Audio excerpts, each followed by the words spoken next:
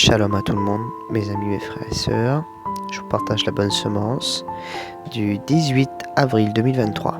Bien-aimés, si notre cœur ne nous condamne pas, nous avons de l'assurance devant Dieu. Lire 1 Jean 3, 21. Je m'exerce moi-même à avoir toujours une conscience sans reproche devant Dieu et devant les hommes. Acte 24, 16. Notre conscience. Dans les versets cités, l'état de notre cœur est étroitement lié au bon fonctionnement de notre conscience. On entend parfois que la conscience sera la voix de Dieu.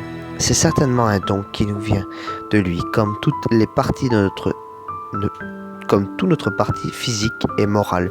Mais tout comme nos mains peuvent voler ou notre langue prononcer des paroles blessantes, la conscience, cette faculté si délicate, peut aussi être fausse sous le couvert de la conscience. De nombreux crimes ont été commis, en particulier pendant les persécutions religieuses.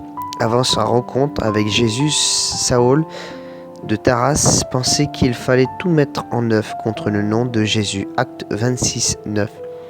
Mais après sa conversation en Christ, il s'exhorte à avoir toujours une conscience sans reproche devant Dieu et devant les hommes, s'exerçant devant un effort et persévérance aussi pour ne pas agir dans l'ignorance ou être rendu une inefficacité. Notre conscience doit être instruite par la parole de Dieu.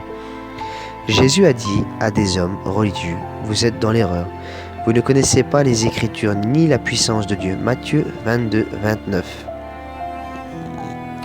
Chrétiens, est-ce que nous éduquons notre conscience et nous exerçons à mieux comprendre la vérité de la parole de Dieu et à le vivre? Une conscience sensible et délicate forme par la parole de Dieu et une précieuse guide pour notre conduite personnelle.